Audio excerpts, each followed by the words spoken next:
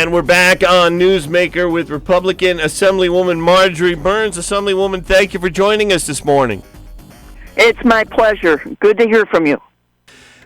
Starting out with farming, you speak with a lot of local farmers. How is that going for them in this COVID-19 situation? Really difficult. As you know, there's been a lot of milk being dumped. At least up in my region here, looks like from my conversation with the dairy farmers, about 30% or more of the milk is getting dumped and not making it into production.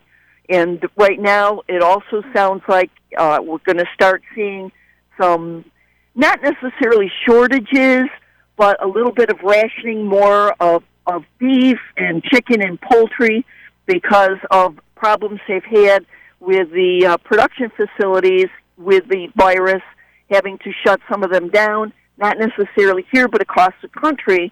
And as you know, we do have a global economy, so what happens in one area does affect the others. So we're really paying attention to that, and I think there's going to be a huge push. I'm doing a huge push on buying local so that when everybody goes out to do their shopping, if it's at the store, look for your local produce. You know, look to see what's made locally, help support your local farmers. And pretty soon we're going to be opening our farm markets. And even now, a lot of them are open for eggs and or buy direct.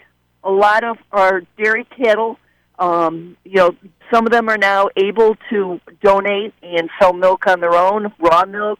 But more importantly, a lot of the ones who are beef, they're actually able to butcher and have products available directly from the farmer, good, healthy meat products. And all of these different ways we can support our local family farms so that we make sure we have these farms in the future. Now, from speaking with Congressman Reed and listening to his press conferences, and we had Senator Borrello on, and actually we had former State Senator Kathy Young from Cornell talking about this. Dairy farmers seem to be hit pretty hard with this whole situation. Absolutely. No, they're, right now they're taking the brunt of it, and it's really getting to be a very desperate situation, especially with the ones that are smaller. The ones that have maybe 150 to 300 cows, as opposed to the ones that have 2,000 or 3,000. They have a little bit more of equity built into their farms, the larger ones, to withstand a little bit more of this hit. And the little guys are truly in desperate shape. So that's why it's so important to support all of our farmers. And like I said, all you have to do is watch the news, and you can see that there really is spreading. And, again, not to a point where we're going to have shortages, people don't have to run out and hoard hamburger, but to a point where we do need to pay attention, and we absolutely need to make sure that to the extent possible, we buy from our local people and support them. Assemblywoman Marjorie Byrnes with us here in this segment of Newsmaker. There's some volunteer firefighter legislation out there. Is that COVID-19 related? Absolutely. That was just introduced last week. And just so people know, while right now we're not in Albany the way we normally would be until June, we are still working. We're still introducing legislation. We still expect to be back either in person or remotely to vote on a lot of legislation before the end of our session calendar in June. So everybody needs to know we're still rocking and rolling out there, and Volunteer Fireman Bill has been introduced. Many of us have signed on to it, proud to be a co-sponsor, and basically what it would do is when we pay our cell phone bills, there's always that 911 tax surcharge that's on the bill. That money goes into the general fund for the state. What this bill does is take about 40% of those monies, divert it into a special fund for volunteer fire departments, because we know with these budget crunches that are coming, with all their extra expenses, they may not get the same monies they have in the future. Plus the fact that a lot of them have had to cancel their carnivals, their festivals, their chicken barbecues. Some of them are still going on, don't get me wrong, and support them when they can have them. But a lot of the money they normally would have made through community outreach has gone away this year. So this fund would go to help support our volunteer fire departments to supplement the money that they're losing as a result of not being able to do their normal fundraising because of the COVID-19. Speaking with Assemblywoman Marjorie Byrnes, on your Facebook page it says this week is Corrections Officers and Employees Week.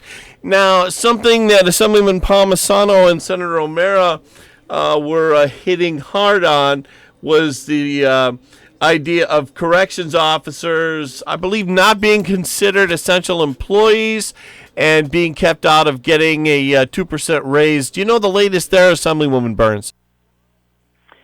To the best of my knowledge, I regret that remains the situation. The governor has made it very clear that this is their job, this is what they do for a living, that he isn't going to give them that 2%. The state doesn't have the money. And I understand the budget issues. Believe me, the budget issues in our state are very dire. It's a very, very serious situation. But we send these good men and women behind the walls every day to be in an environment that is rife with the virus. We didn't give them PPE for a long time before they finally were able to get corrections and the governor to allow them to have it. And they're out there, again, in an environment which is very enclosed, so that this type of thing, similar to a nursing home, is very easy to spread and run rampant. Yet they're out there doing their jobs to protect us.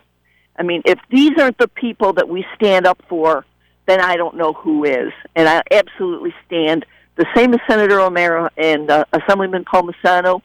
We've been very united in our opinions that our correction officers need us to help them as best as we can. Speaking live this morning with Assemblywoman Marjorie Byrnes in this segment, there's a video on your Facebook page. I wanted to play that for a second.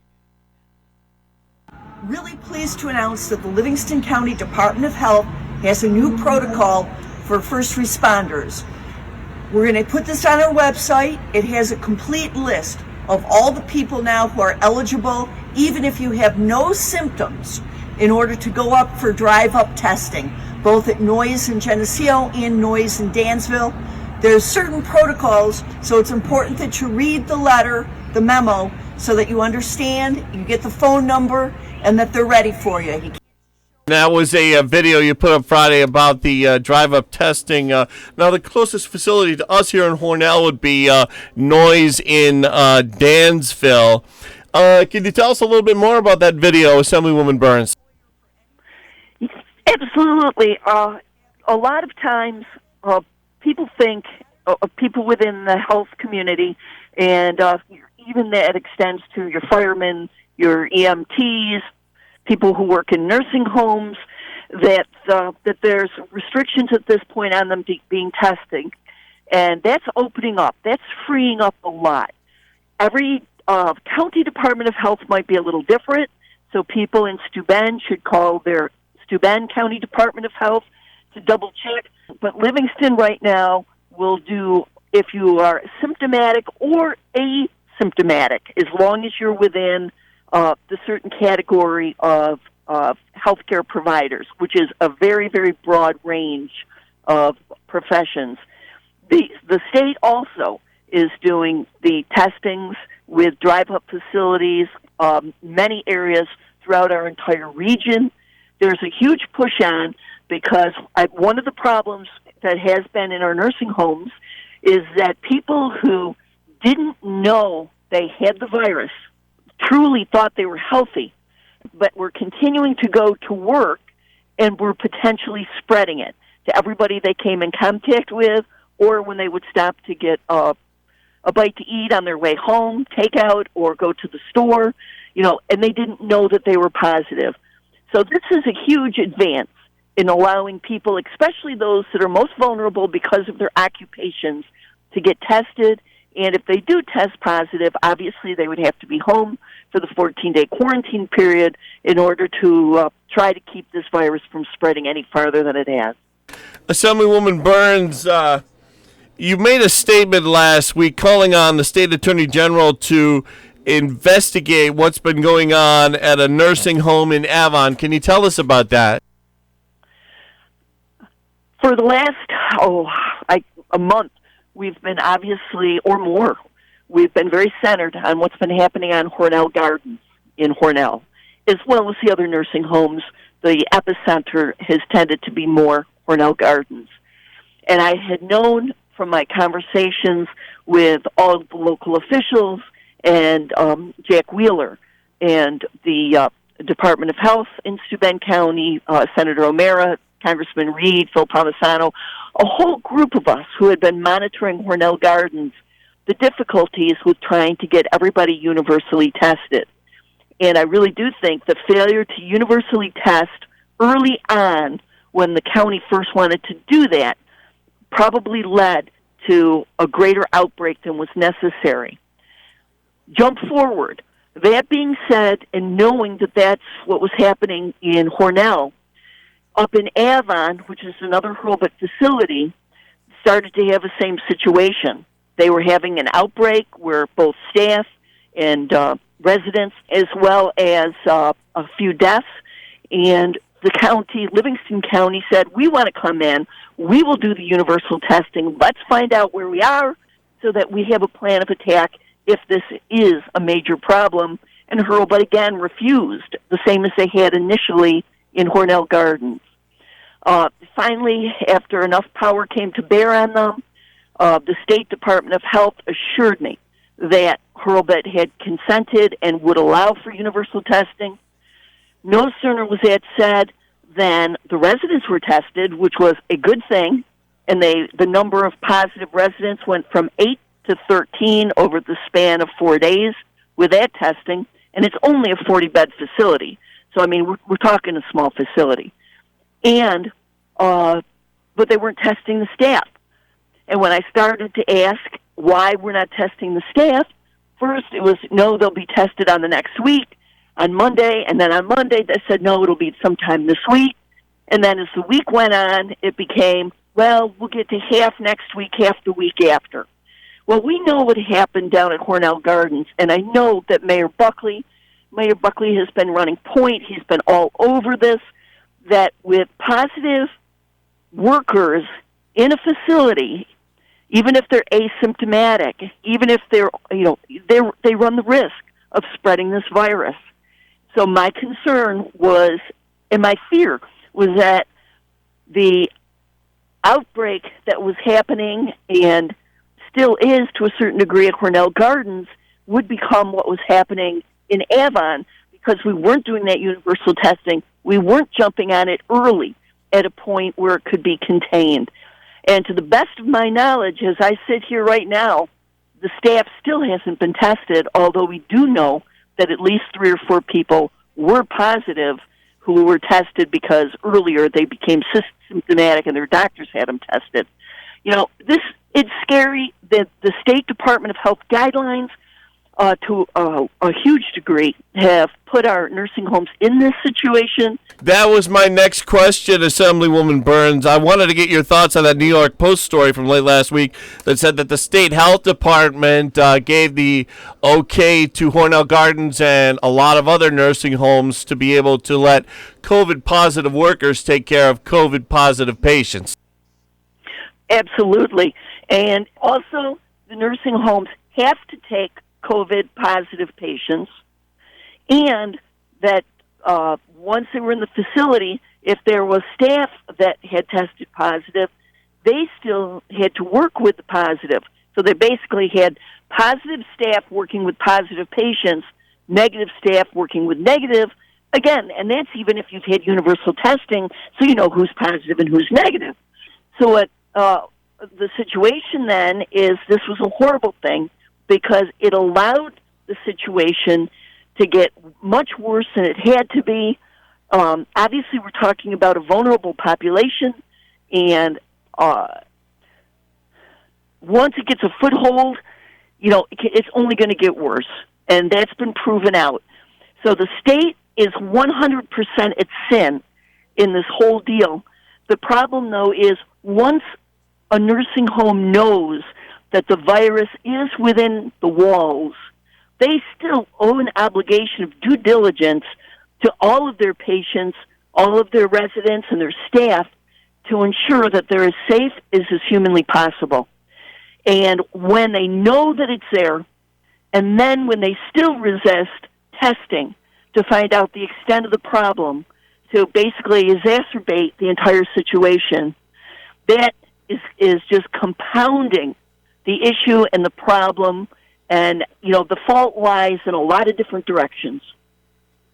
We're going to take a quick break. We'll be right back with Republican Assemblywoman Marjorie Byrnes. Stay with us.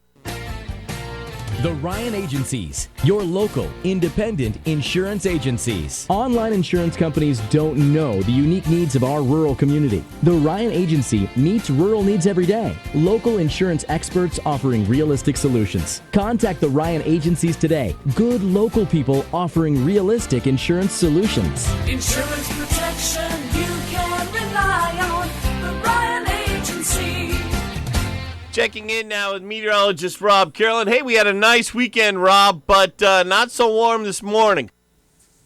No, Brian, cooler temperatures have started to return to New York State. Unfortunately, that's going to be the trend for the first half of the month of May. Hopefully, you bottled up some of that nice weather from this weekend, and you'll be able to draw it out because we're going to see another big trough of low pressure develop over the Northeast, much like we had back the second half of April. We've already got clouds headed our way. May squeeze out a shower this morning. It's going to be windy. Temperatures not really moving a whole lot today, up to about 45 to 50. That's it. We're clearing and breezy tonight. If you've started to move your plants and vegetables outside, bring them back in tonight. Lows are going to be around 30. There will be a frost. Sunshine, cool tomorrow. We're 50 to 55. Tomorrow night, partly cloudy, 30 to 35. Back with Assemblywoman Marjorie Byrnes here on this segment of the Newsmaker Show. Assemblywoman, you put out a statement on your Facebook page, I think it was on Friday. It said, it was a message from the Commissioner of Social Security. One of the first questions I had about COVID-19 came in a call. It was not on the air, but it was from a listener asking how the COVID-19 situation was going to affect Social Security income. And you talk about there being a May 5th deadline coming up with the IRS. Yes. Yeah, we're trying to get out as much information as we can to the public, not just about Social Security and the Federal Care Act, but also, about the state programs so that people can take advantage of these programs that are out there that they may not otherwise know about. So we're trying to do our due diligence to get people informed so that they don't lose out on benefits that they may have a right to.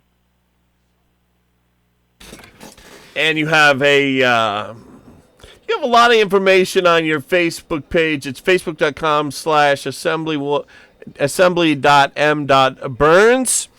Assemblywoman Marjorie Byrnes, down to the last couple of minutes. Is there anything I did not bring up that you wanted to discuss? Well, I think we should end on a positive note. There's a lot of great things that are going on, too. Look around the number of people in our communities that are stepping up, that are volunteering, that are helping. We got down in Fremont where we got the first female first assistant fire chief, and the Elks Club, who's donated money to St. James for the PPE. Everywhere you look, community members, people are joining together. They're doing their best in our communities to fight this virus, to do our best to not spread it to others. And I think that's awesome. We even got some, we're worried about the high school graduates this year not being able to have their ceremonies. And a number of them are going to be doing ceremonies at some drive-ins so that Wayland Cohocton is going to be doing it that way. So people are reaching out in new and innovative ways to be problem solvers and to still bring some joy and fight to this effort. People aren't just laying around feeling sorry for themselves. They're stepping up to the plate, and I think that's important. Assemblywoman Marjorie Byrnes, I want to thank you so much for coming on live with us this morning. It's my pleasure. I hope we do it again soon, sir. It's It's AM 1480, WLEA Hornell.